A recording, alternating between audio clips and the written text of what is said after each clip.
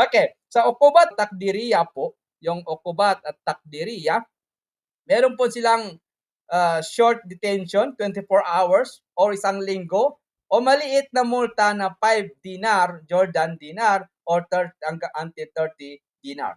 So, sa badal po, Badail Istimaiya, sa community sanction po, sa community sanction, meron silang community service na 40 hours to 200 hours like that. So probation po 'yan. Sa 6 months until 3 years na rehabilitation program sa Geza al-Jinai. Okay, lawakin natin sa Geza al-Jinai. Sa Geza al-Jinai po, ito ang tinatawag na criminal sanction. Parusang kriminal na ipinapataw ito ng sultatu amma, otoridad ng Estado, sa pamamagitan ng niyabatul amma, public prosecution, bilang kinatawan ng lipunan laban sa taong lumalabag sa kanun al-Jinai o kanun Jinai, criminal law. So, dakika. Okay. Sa criminal law. Kayo na magbasa po, no? Barakallahu fikum. So dito po, layunin po nito ng Gezar, yung pagpigil sa kriminal o rad, no? Pagbabala sa iba, mga ano po mga uri ng parusang kriminal ayon sa batas ng Jordan. Mayroon pong uri ng mga parusang kriminal ayon po sa batas ng Jordan. So, dakika. Dito po. O ba? The Jordan Penal Code in the Part 1 Book of the 12 Articles 1427 ila akhirih, no? Felony punishment, criminal penalties. So mayroon pong mga uri ang criminal law, no? Sa Jordan, for example. So kukunin natin yung criminal al-jaza, al-uqubatul junhiyah,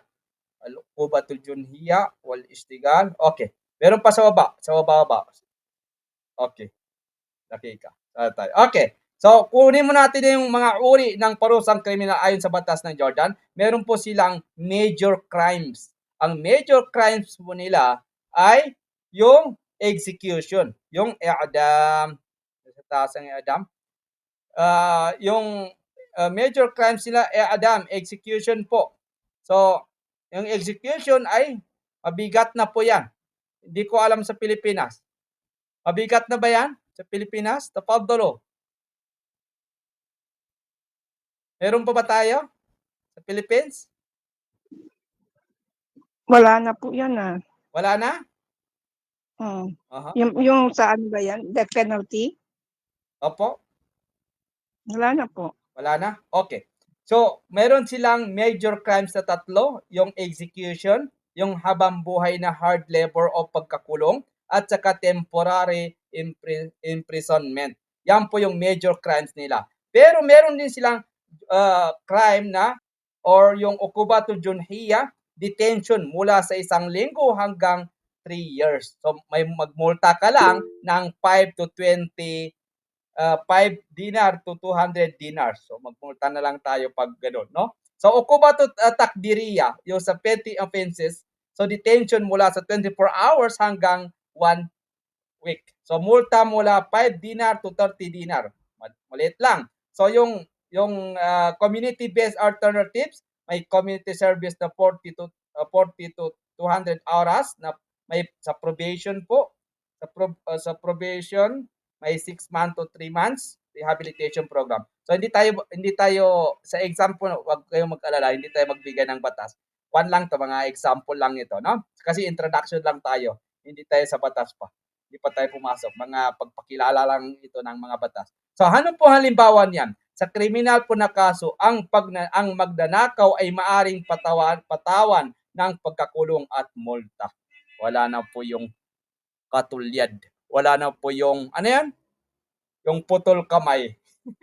Wala po yan. Wala po dito yan. Ha? Yung kriminal na kaso po, ang magnanakaw ay maaring patawan ng pagkakulong o multa. Yung petty offense, ang tao na nagdulot ng maliit na gulo ay maaring ikulong ng 24 hours, no? Na pagmultahin ng 5 dinar only. So, konti lang yung 5 dinar. So, sa community sanction, ang minor offender po ay maaaring hatulan ng community service imbes na kulungan, no? So, wala sa tulkalam huna, ang jaza al-jina'i ay parusang ipinapataw ng Estado laban sa mga lumalabag sa criminal law. May iba't ibang antas, major crimes, no? Petty offenses at community sanction. Ano po yung layunin nila? Yung layunin nito ay hindi lamang parusahan ang nagkasala, kundi upang mapanatili ang adala. Ano yung adala? Katarungan at nidam. Ano yung nidam? Yung kaayusan po sa lipunan. Wa barakallahu fikum, khulasatul kalam.